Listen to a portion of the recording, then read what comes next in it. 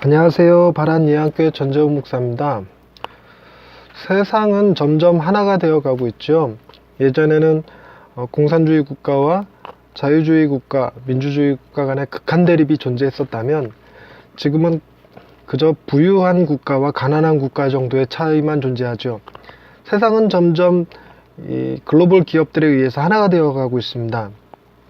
핸드폰을 사용하는 나라들은 그 핸드폰 안에 담겨져 있는 정보, 문화를 통해서 서로 같은 생각, 같은 코드를 가지고 있지요. 예전과 달리 각 나라 다양한 민족의 사람들이 모여서 이야기를 할 때 공통적인 주제가 되어지는 민주주의라나 민주주의 혹은 자유경제주의, 자본주의에 관한 생각들이 비슷비슷해서 대화가 되고 협력이 되고 하나가 되어져 가고 있습니다. 그 이전에는 이 극한 사상적 대립도 있었고 종교적 대립도 있어서 세상이 하나 되기 어려운 부분들이 있었습니다만 지금은 그것이 점점 해소가 되어져 가고 있습니다. 인류 문명이라고 하는 것이 발전에 발전을 거듭하면서 어느덧 하나님의 자리를 기계가 대신하고 있고 하나님께 물어왔던 것들을 이제는 빅데이터에게 물어보는 시대가 되었죠. 그러다 보니 점점 이 신앙에 대한 생각들, 십자가에 대한 생각들이 퇴색되어져 가고 있습니다. 이런 과학과 문명의 혜택이 우리에게 주어지기 전까지는 세상을 하나로 묶는 힘은 종교에 있었거든요. 오늘은 그 십자가를 중심으로 한 주님이 우리로 하나 되게 하신 것에 대해서 묵상을 해보고 스마트폰이나 페이스북 같은 이런 것이 아닌 믿음으로, 신앙으로 하나 되는 길에 대해서 생각해 보도록 하겠습니다. 샬롬, 하나님의 평강이 삶에 가득하시기를 기원드립니다.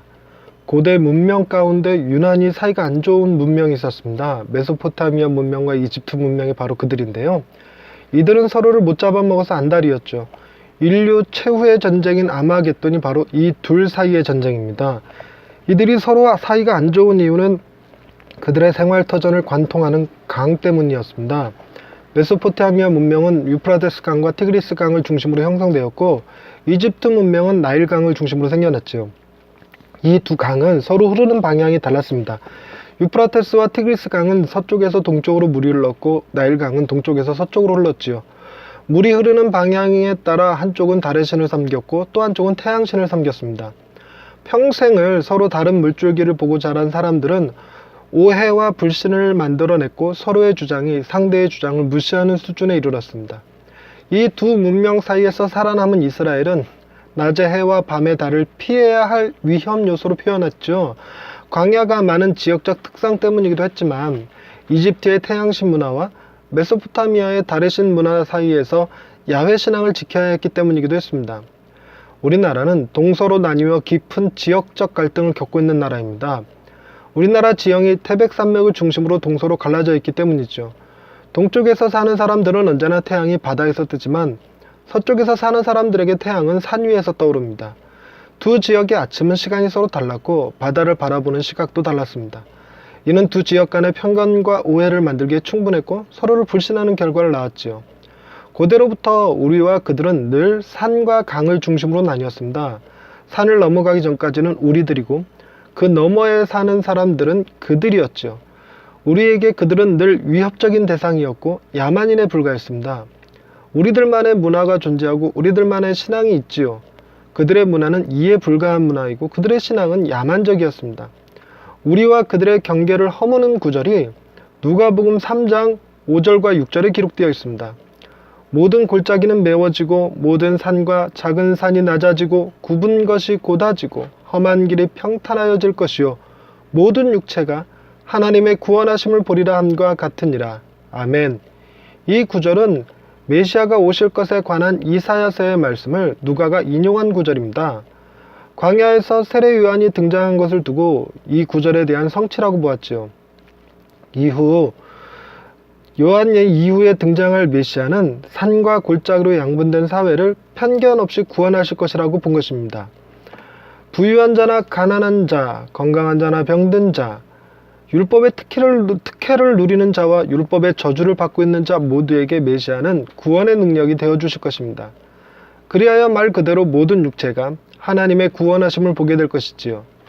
예수님의 죽음은 당대의 원수지간이었던 사두개인과 바리새인이 하나 되게 했고, 유대인의 고소로 로마인의 손에 죽은 예수님은 그의 왕대심이 라틴어와 그리스어 그리고 히브리어로 선포되게 했습니다.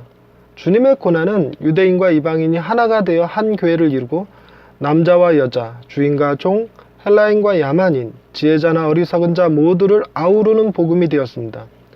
우리네 삶을 관통하는 강과 골짜기 그리고 높은 산과 낮은 산은 나와 너를 구별하고 우리와 그들을 나누었지만, 모든 것을 위에서 내려다보시는 하나님의 눈에는 모두가 다 주의 자녀들이고 백성들이셨습니다. 이제 지구촌은 더 이상 피부색으로 나뉘지 않고 문화로 구분되지 않습니다. 할렐루야 외치면 아멘으로 화답하는 사람들이 산과 골짜기를 넘어 하나로 모여 예배할 수 있게 되었습니다. 경상도 출신 목사님이 전라도에서 목회하고 한국 선교사님들이 일본에 가서 복음을 전하고 있지요. 주님이 지신 십자가가 오늘도 내가 아닌 너를 보는 눈을 바꾸고 우리가 아닌 그들을 바라보는 시선을 고쳐주었습니다. 그것은 반대로 그들의 눈에 우리가 존귀할 수 있고 너의 눈에 내가 사랑받기 위해 태어난 존재로 비춰지게 했지요. 골짜기에 사는 사람들이 올라와야 할 이유, 산 꼭대기에서 내려와야 할 이유는 바로 그곳에 우리를 가장 존귀한 자로 부르시는 주님의 십자가가 있기 때문입니다. 할렐루야. 산과 골짜기를 만드신 하나님 아버지, 우리를 보호하던 그 산과 골짜기가 이제는 우리로 하나 되게 하기 위해 낮아지고 메워지게 하신 것을 감사합니다. 주님이 지신 십자가 아래 우리 모두는 죄인으로 엎드리고 주님이 흘리신 피로 우리 모두는 하나님의 자녀가 되었습니다. 그럼에도 불구하고 여전히 우리 마음에 남아있는 산과 골짜기로 인해 불신의 벽이 생기고 편견의 골이 깊어져 있음을 용서하여 주옵소서. 하나님의 긍휼하심을 따라 우리도 서로를 용서하고 사랑하며 그리스도의 지체로서 서로 섬기며 하나 되는 공동체가 되게 하옵소서. 서로에게 가는 길을 평탄하게 하신 하나님을 찬양하오며 예수님의 이름으로 기도드립니다. 아멘. 주님의 십자가는 그것을 믿는 사람들이 서로 총부리를 겨루고 있다가도 함께 어깨를 끌어안고 예배할 수 있게 만드는 힘이 있었습니다. 그런 예는 역사 가운데 여러 번 등장하지요. 그것이 단순히 총부리를 겨누고 있는 사람들뿐만이 아니라 서로 눈총을 쏘고 있는 사람들끼리도 하나 되게 하는 것이 그 십자가입니다.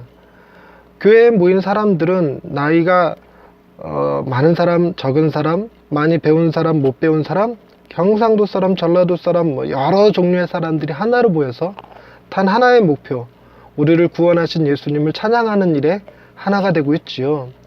그 안에서 지역색을 드러내고 정치색을 드러내고 자기가 가진 것, 자기가 배운 것을 자랑하는 일은 결코 도움이 되지 않을 것입니다. 우리가 내세워야 될 것은 내가 보는 그들이 하나님의 자녀이고 내가 바라보는 당신이 주님의 핏값으로 사신 존귀한 자라는 사실입니다. 여러분은 이 땅에서 가장 소중하고 존귀한 하나님의 자녀들이십니다. 감사합니다.